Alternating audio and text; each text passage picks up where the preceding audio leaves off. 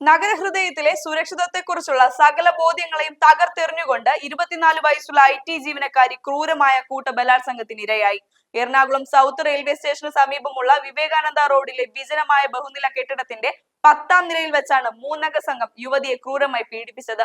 തന്റെ ആൺ സുഹൃത്തിനൊപ്പം കെട്ടിടത്തിന്റെ മുകളിലത്തെ നിലയിലേക്ക് പോയ യുവതിയെ പിന്തുടർന്നെത്തിയ പ്രതികൾ സുഹൃത്തിനെ കത്തിമുനയിൽ നിർത്തി ബന്ദിയാക്കിയ ശേഷമാണ് ഈ മൃഗീയമായ അതിക്രമം അഴിച്ചുവിട്ടത്. 1 മണിക്കൂറോളം നീണ്ട ഭീകരാവസ്ഥയ്ക്കൊടുവിൽ വിവസ്ത്രയാക്കപ്പെട്ട യുവതി കെട്ടിടത്തിന്റെ ഫയർ എസ്കേപ്പ് വഴി താഴേക്ക് ഓടിയിറങ്ങിയാണ് ജീവൻ രക്ഷിച്ചത്. സംഭവത്തിൽ തിരുവനന്തപുരം ഇടവ സ്വദേശി NS ഡാനിഷ്, കൊല്ലം പരവൂർ സ്വദേശി രാഹുൽ എന്നിവരെ എറണാകുളം സെൻട്രൽ പോലീസ് മിന്നൽ വേഗത്തിൽ പിടികൂടി. പ്രതികൾ സഞ്ചരിച്ച ബൈക്കിന്റെ നമ്പർ CCTV ദൃശ്യങ്ങളിൽ നിന്ന് കണ്ടെത്തിയാണ് അന്വേഷണത്തിൽ നിർണായകമായത്. കൃത്യത്തിനു ശേഷം മുങ്ങിയ 3ാം പ്രതി അതുലിനായുള്ള തിരച്ചിൽ പോലീസ് ഊർജിതമാക്കിയിരിക്കുകയാണ്.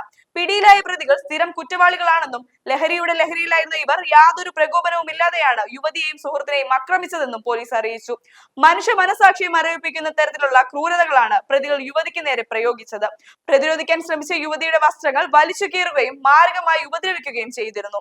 ആക്രമണത്തിനിടെ യുവതിയുടെ കടിയേറ്റ് 1ാം പ്രതി ഡാനിഷിന്റെ കൈക്ക് പരിക്കേറ്റിട്ടുണ്ട്. കൃത്യത്തിനു ശേഷം യുവതിയുടെ സുഹൃത്തിന്റെ സൺഗ്ലാസും ബാഗും കവർന്ന പ്രതികൾ കടന്നുകളയുകയായിരുന്നു.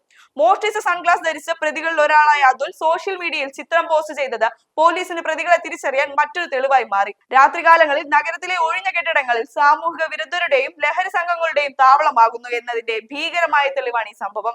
അതീവ ഗുരുതരമായ മാനസികാഘാതമേറ്റ യുവതി നിലവിൽ കൗൺസിലിംഗിന് വിധേയയായിക്കൊണ്ടിരിക്കുകയാണ്. നിയമത്തിന്റെ പഴുതുകളിലൂടെ കുറ്റവാളികൾ രക്ഷപ്പെടുന്നില്ലെന്നും പ്രതികൾ അർഹമായ ശിക്ഷ ഉറപ്പാക്കുമെന്നും സിറ്റി പോലീസ് കമ്മീഷണർ വ്യക്തമാക്കി. കൊച്ചി പോലൊരു മെട്രോ നഗരത്തിൽ സ്ത്രീ സുരക്ഷയ്ക്കുമേൽ ചോദ്യചിഹ്നമുയർത്തുന്ന ഈ സംഭവം പൊതുസമൂഹത്തിനിടയിൽ വലിയ പ്രതിഷേധത്തിന് കാരണമായിട്ടുണ്ട്.